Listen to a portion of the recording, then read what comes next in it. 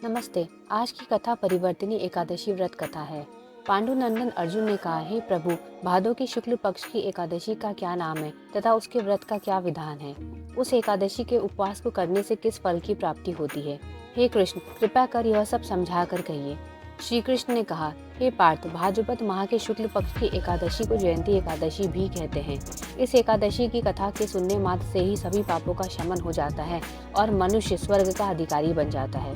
इस जयंती एकादशी की कथा से नीच पापियों का भी उद्धार हो जाता है। यदि कोई धर्मपरायण मनुष्य एकादशी के दिन मेरा पूजन करता है तो मैं उसको संसार की पूजा का फल देता हूँ। जो मनुष्य मेरी पूजा करता है उसे मेरे लोक की प्राप्ति होती है, इसमें तनिक भी संदेह नहीं। जो मनुष्य इस एकादशी के दिन भगवान श्री वामन का पूजन करता है वह तीनों देवता अर्थात ब्रह्मा विष्णु महेश की पूजा करता है।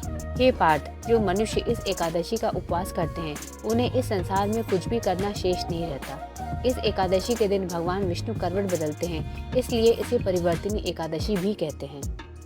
यह सुन विस्मित होकर अर्जुन ने कहा, हे जनार्दन, आपके वचनों को सुनकर मैं भ्रम में पड़ गया हूँ कि आप किस प्रकार सोते तथा करवट बदलते हैं। आपने बाली को क्यों बांधा और वामन रूप धारण करके क्या लीलाएं की? चातुर्मास व्रत का विधान क्या है तथा आपके शयन करने पर मनुष्य का क्या कर्तव्य है? कृपा कर यह सब आप विस्तार पूर्वक कहिए। भगवान श्री कृष्ण ने कहा, हे कुंती पुत्र अर्जुन, अब तुम समस्त पापों का शमन करने वाली इस कथा का ध्यान पूर्वक श्रवण करो। त्रेता युग में बलि नामक एक असुर था। वह अत्यंत भक्त, दानी, सत्यवादी तथा ब्राह्मणों की सेवा करने वाला था। वह सदा यज्ञ तप आदि किया करता था। अपनी इसी भक्ति के प्रभाव से वह स्वर्ग में देवेंद्र के स्थान पर राज्य करने लगा। देवराज इंद्र तथा अन्य देवता इस बात को सहन नहीं कर सके और भगवान श्री हरि के पास जाकर प्रार्थना करने लगे। अंत में मैंने वामन रूप धारण किया और तेजस्वी ब्राह्मण बालक के रूप में राजा बलि पर विजय प्राप्त की। यह सुनकर अर्जुन ने कहा, हे लीलापति, आपने वामन रूप धारण करके उस बलि को किस प्रकार जीता? कृपया कर यह सब विस्तार पूर्वक बताइए। भगवान श्री कृष्ण ने कहा, मैंने वामन रूप धारण करके राजा बाली से याचना की, हे राजन, तुम मुझे 3 पग भूमि दान दे दो, इससे तुम्हें तीनों लोकों के दान का फल प्राप्त होगा।